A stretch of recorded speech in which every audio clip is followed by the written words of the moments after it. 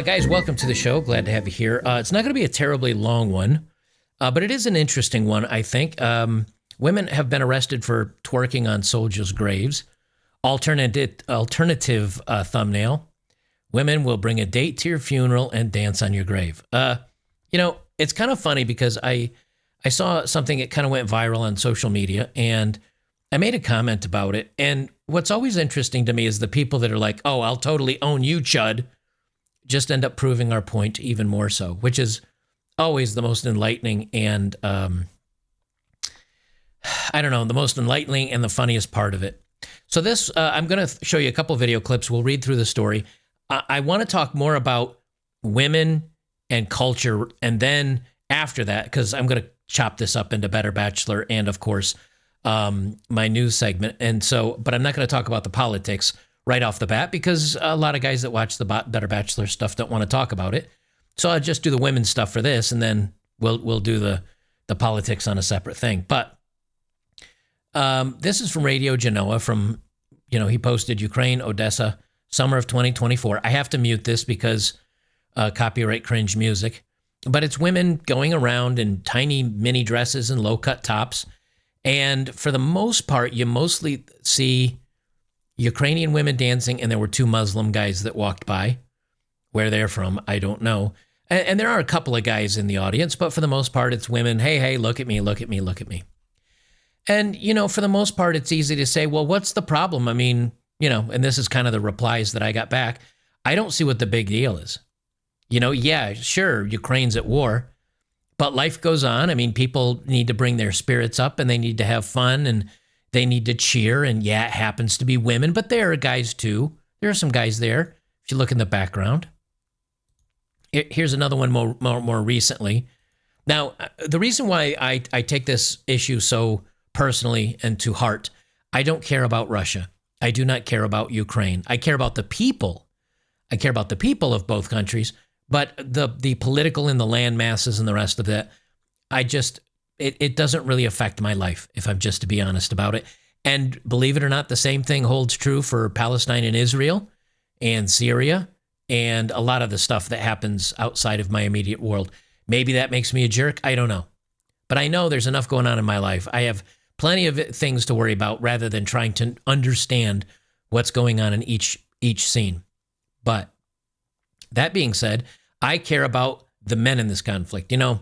Based on high estimates, 1.2, 1.3 million men that didn't want to participate in this conflict are now no longer with us. That's the number I care about. Don't care about money. Don't care about square mileage won or lost. Don't really especially care about the borders so much because, again, it's not affecting me. What I care about is men that are throwing themselves into a meat grinder all because their puppet masters want them to dance monkey dance. That's genuinely what I care the most about. And again, I'll leave the politics portion of this aside, but I would like to see things coming to an end. And I always have to make that clear because otherwise I get called an apologist for this side, or you don't know what you're talking about, or yeah, but did you know this? And I don't care. I don't care. I just want men to stop dying on the front lines. This is from Ukraine, Odessa, February 2025. And again, more cringe music. And nothing's changed. Yes, there are some young guys there. And the women are out and they're dancing. They're having a good time. And they're just living their best lives in their little tiny outfits. And this one's doing the same thing. She's a warning sign, tattoos on the arms. And yes, many have pointed out, yeah, there's men in these videos too. Yeah, we'll talk about that in just a minute. They think that's an own on me on the point I'm trying to get. But women, doing their thing and having a good old time in the clubs. I guarantee you these women went home with some of these men at night. I also guarantee you probably some of these women are dating or married to some of the guys that are either in the conflict or were lost to the conflict. Well, this story went viral. And I'll explain I'm being proven right by all the people yelling at me for these videos that I'm sharing. Now, this is from Dom DeLucra. 2 Ukrainian women in Kyiv were arrested for twerking on the grave of fallen soldiers in Kiev, or Kyiv, depending on how you want to pronounce it. I got to mute because this has music, and they're literally dancing on the graves of the men that have, and twerking and of the men that have given up their lives to keep these women free. And, these videos have been shared around a lot. And one of the things that I said is, imagine going to nightclubs and partying and having a good time. And well, as a matter of fact, I'll go to my profile. I'll show you what I said. I said right here, while Gen Z women here in the United States, as well as, UK, as well as the European Union, and probably Australia, although I haven't heard much of you guys on regards to Ukraine. While Gen Z women here in the West, I guess would be more accurate, push for continuing war in Ukraine, women dance in the clubs, men die in ditches. Remember this. It got 34,000 likes. It went relatively viral. And a lot of the comments on this said, yeah, but there's guys there too. And what, you don't think that women should still enjoy themselves and that the people of Ukraine shouldn't, live a normal life and shouldn't just, focus entirely and everything on the war? And that in and of itself lends to my point that when men in the 1940s, the 1950s, the 1960s, even the 1970s, although much less so by the 1970s, there was a point in time where men would gladly give their lives to defend their country, to defend their countrymen, their fellow citizen, their wives, their family. They had so much pride in their country and so much wanting to defend democracy in the real sense, not in the way that politicos talk about it today. They had a lot to live for, and so in many ways, they felt like they had important things to die for, and they felt it was good to protect the country and the people that they love, and somewhere along the line that became lost. And I personally think the beginning of it was the Korean War, at least for the United States, where people were sent overseas and they just had very little interest in the conflict because it didn't have any direct, ramifications for the United States. And then the Vietnam War furthered that, and then Iran and Iraq and Afghanistan furthered that. And now we flash forward to now, where when I see this stuff, I've seen the videos of these guys having drones drop stuff on them and watching them get blown into bits. I saw a guy put a barrel underneath his chin. I think he was Russian. He put a barrel under his chin and ended himself before the drone could reach him. And then I read the comments of people like, yeah, coward, took himself out before. And maybe it's a lack of empathy today. Maybe people do not understand how, can I put myself in this other human being's shoes? Can I see things from their point of view or their position in all of this? Because while a lot of people were cheering on, whether it's Ukrainian or Russian, he took a barrel under his own chin and extinguished himself because he was so afraid of those awesome drones. Yay, drone power for Ukraine or whatever. I think about the young guy that's maybe he's 25, maybe he's 55, maybe he's injured, maybe he hasn't eaten in 2-3 days. Freezing cold in this muddy water in a ditch. He's miserable. He sees this thing coming at him, and he's seen the other videos of guys getting absolutely demolished, the slow, agonizing pain that they go through until they finally expire. Maybe he's already cold and miserable. He didn't want to be there in the first place. And he just says, well, I guess I'm gonna tap out because I don't know how it's going to go on further than here, but it's already really bad. And I can empathize. I can place as close as you can.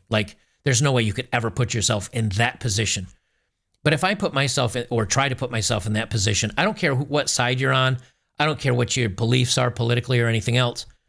I understand where that guy is. I understand where that guy is as much as you can. I've been in some really bad situations in my life where I was freezing cold, soaking wet, in pain, and that was from an ultra marathon race where I had blisters and calf cramps, not to mention I had maybe shrapnel in a leg and, some real serious problems. And the whole point of everybody saying, yeah, but there's guys there too, and why should the whole country stop, and why should everything stop for you? And that just makes my point even stronger. That at one point in time, men would have something important enough to go off and defend, to go off and maybe have their lives ended for.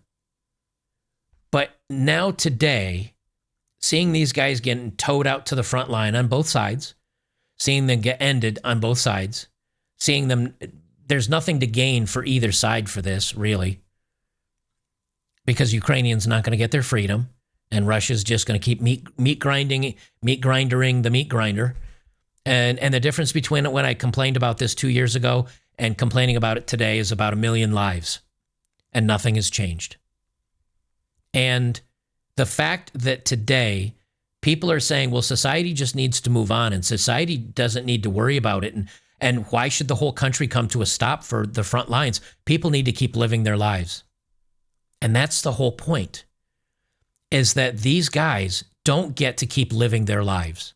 These guys don't get to keep living life normally. They don't get to go to the clubs. They don't get to kiss their babies. They don't get to see their families anymore.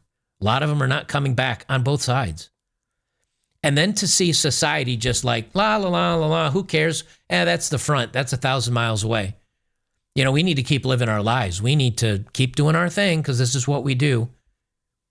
And that's the whole point, is that you're just a pawn on a chessboard, disposable, that it doesn't even really mean anything. No one's going to miss you when you're gone. No one loves no one appreciates you doing this. The United States has said multiple times, hey, this is a win-win. We don't have to put our soldiers on the ground, and it's weakening Russia. At no point did they say, what about the Ukrainian men giving their lives? Well, yeah, I mean, they didn't even think about it. They didn't even think about it. What about the Russian men that don't want this?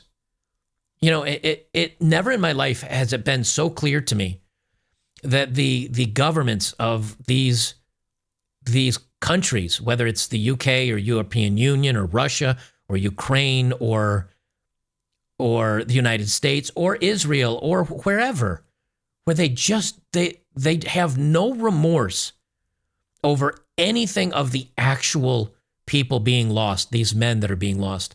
They just don't care.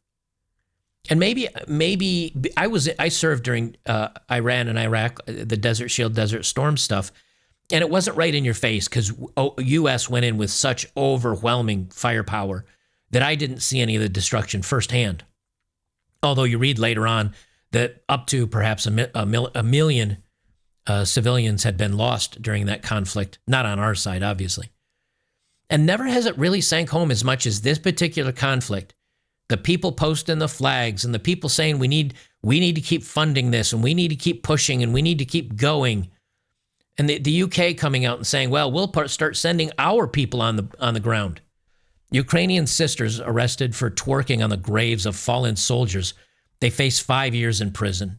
Now, will they get 5 or will they get probation? 2 women who filmed themselves dancing and twerking on the graves of slain soldiers in Kiev cemetery on the nation's, I always want to say Kiev because I'm used to the Russian pronunciation, Kiev, I guess I should say, on the nation's Independence Day. It's Independence Day, and women went and filmed themselves dancing around on these guys' graves. Faced 5 years in prison after being charged with desecrating a grave. The unidentified sisters were visiting the grave of their father, who they said was ended defending Ukraine from Russians' invasion near Izium, where they broke into suggestive dance moves last Thursday, a viral clip showed. I want you to think about that. Your own daughter, and one of her friends, you give your life up defending Ukraine, justified or not, doesn't matter. The guy's not here. That's what matters. And your daughter shows up on Independence Day and twerks for social media, dances around for validation. She doesn't come up somber, crying, sad, missing you, thanking you, appreciating you. She just wants to go viral on a clip. I don't know about you, but if I had heard, now obviously the dad doesn't know anything because he's not with us anymore. If I had heard my daughter did that, I would have felt like a failure as a father, number one. And number two, I would have felt like my life was meaningless. Like, what did I do this for? The women, clad in crop tops, booty shorts, and Crocs, were seen setting up a camera before backing up to dance in between the flower-adorned graves of 2 soldiers for a cemetery, as the pictures of the fallen fighters and the Ukraine flag were visible in the shot. Kyiv police said the Telegram post Friday that the women had been detained less than an hour after officers were made aware of the ill-advised viral routine. The sisters were booked wearing the same outfits they had worn in the controversial cemetery clip photos show. There's one of them, and of course the other one. Investigators of the Desnian Police Department, in agreement with the district prosecutor's office, started criminal proceedings under Part 2, Article 297 of the Criminal Code of Ukraine, insult to the grave. The issue of notifying them of suspicion is being resolved. Suspects faced restriction of liberty for a period of 3 to 5 years or deprivation of liberty from the same period. Sisters later took to Instagram to issue a mea culpa, explaining in a written statement they had initially thought that their late father would have gotten a kick out of their provocative antics. Press X for doubt. They say, my sister and I want to apologize to everyone, apologize for our thoughtless video. It was absolutely not our aim to denigrate anyone, least of all the memory of our fallen heroes. We understand our actions had no place where our father is buried and where other fallen defenders of Ukraine were sincerely sorry and ask for forgive of our stupidity. We completely understand how shameful our act appears. That's interesting. We completely understand how shameful our act appears, and we are now ashamed. It's not how shameful your act appears. It's how shameful your act is. It's how shameful your act is. We're asking forgiveness from anyone who might have been offended. Please forgive us for this horrible mistake. On Wednesday, all the channel's content has been scrubbed except for the apology. Now, say it with me. Say it with me. Would there be an apology and them removing all the content if they got a bunch of likes and no backlash? If people were laughing and cheering it along? If they hadn't been arrested? If there wasn't a media outcry? Would there have been an apology? Answer, no, of course not. This is why today I think you're a fool to serve in our military. I don't think any, and this is my opinion, guys. I did serve. I've done my time. So it's not that I'm a coward and I don't know what I'm talking about. I did it. I was there. I was proud to do it at the time. But my point is today, at least back then, I still thought, foolishly, that someday I would have a wife and maybe, I don't know, maybe a couple young ones running around, although I had no aspirations for children.